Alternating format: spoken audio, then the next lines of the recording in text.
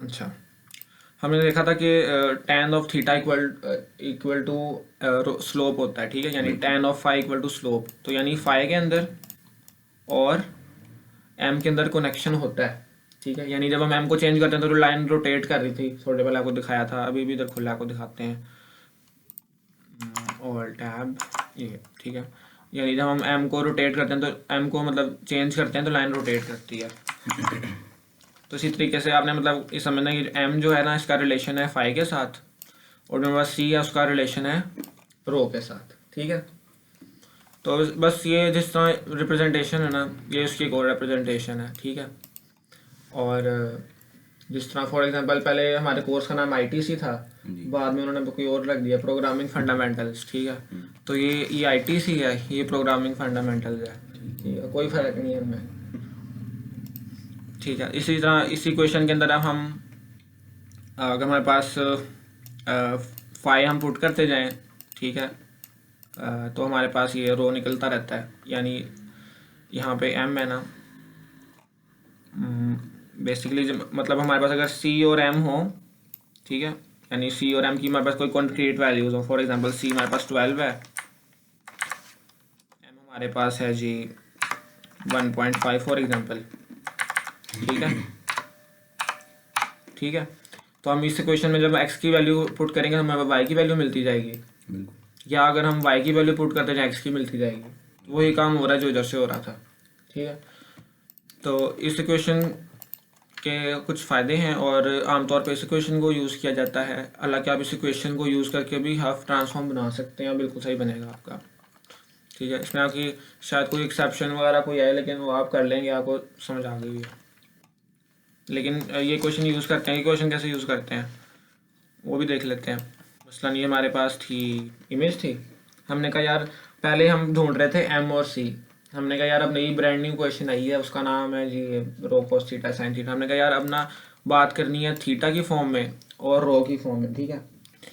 तो पहले रो और थीटा का कंसेप्ट तो सिंपल ये है कि रो थीटा ये है 45 का एंगल है, तो थीटा है 45, ये थीटा आपको समझ लगा थीटा क्या होता है, और रो हाइट ठीक है। है। रो क्या होता है, रो होता है यहाँ से ना डिस्टेंस इस पिक्सल का, अच्छा। वो कुछ इस तरह होगा 1 2 3 4, इसका जो यानी रो है ना इस पिक्सल का, इस पिक्सल पे जो थीटा रो निकालेंगे तो तकरीबन 4 या 5 आएगा, 3 आएगा।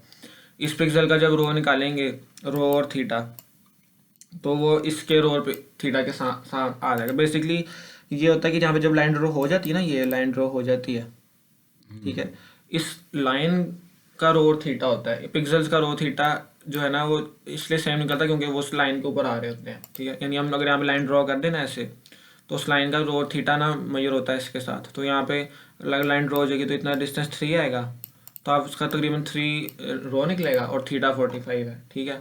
तो हम 3,45 पे जाके प्लस प्लस कर देंगे, ऐसे अगर हमारे पास बनी हो ना, ठीक है। ठीक है। यहाँ पे जहाँ 45 से हम बनाने पड़ेंगे 180 तक, ठीक है। तो ये फॉर एग्जांपल इसका हमारे पास फॉर एग्जांपल क्या कर लेते हैं, वो इस इक्वेशन में पुट करते हैं ना, ये चीज़ें निकल आएगा, यहाँ पे थे ना हम, ठीक है। अच्छा जी, थीटा हमारे पास है 45, तो हम इधर 45 डाल देते हैं,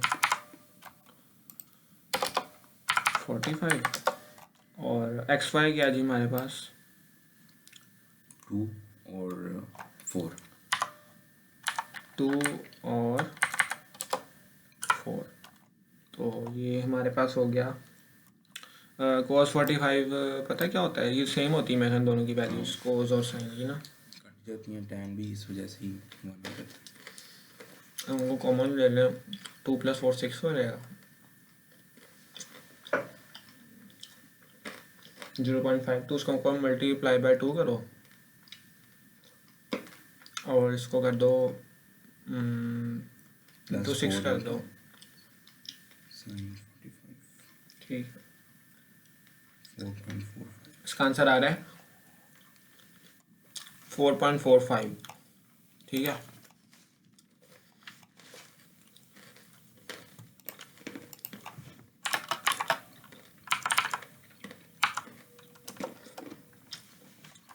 और थीटा क्या हमारे पास, यानी 545,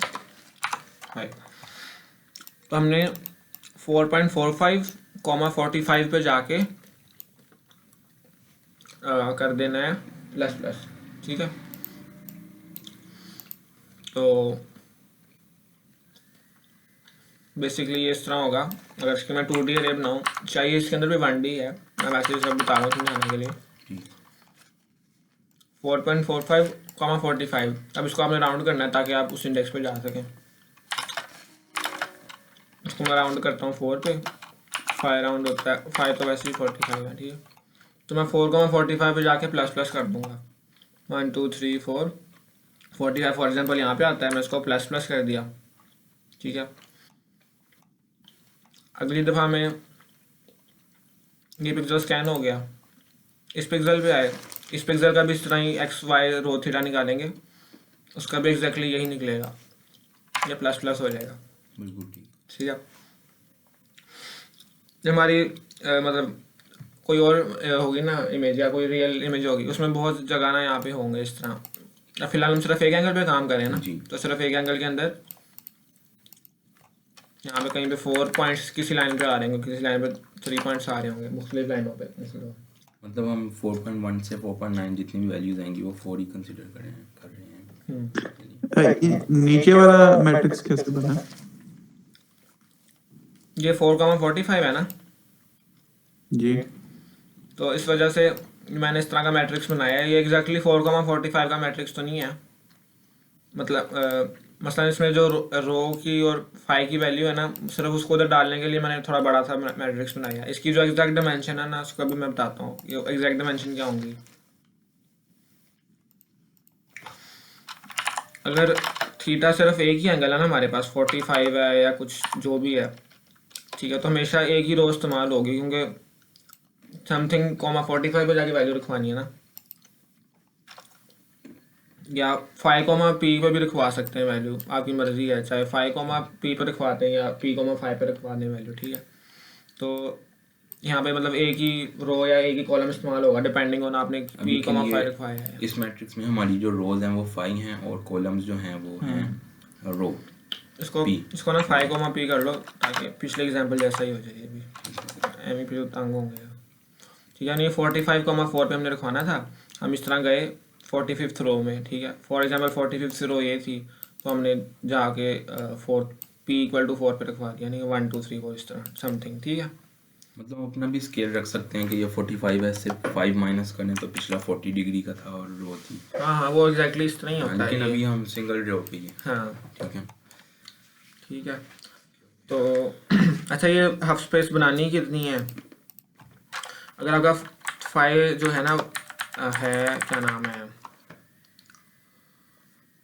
फाई है आपका सिर्फ एक एंगल है, ठीक है, तो आपने तो सिर्फ एक ही रो या एक ही कॉलम बनाना है, ठीक है। लेकिन अगर आपका फाई है ना 45, मतलब कोई 2 एंगल्स हैं उसके अंदर, तो ऑटोमेटिकली 2 रोज बन जाएंगी आपकी। और अगर फॉर एग्जांपल आपने 1 to 80 degree 1 to 180 degree 180 degree इसके बनाने हैं आपने, तो आगे 180 रोज हो जाएंगी आपकी, ठीक है।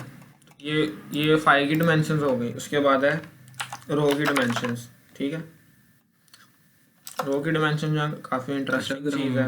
1 to 180 डिग्री कवर कर लेते हैं तो यानी कि हमने पूरी इमेज कवर कर ही ली है, क्योंकि 180 के बाद फिर एंगल रिपीट होंगे जो लाइंस के बनेंगे, ठीक है। रो की डायमेंशंस अगले वीडियो में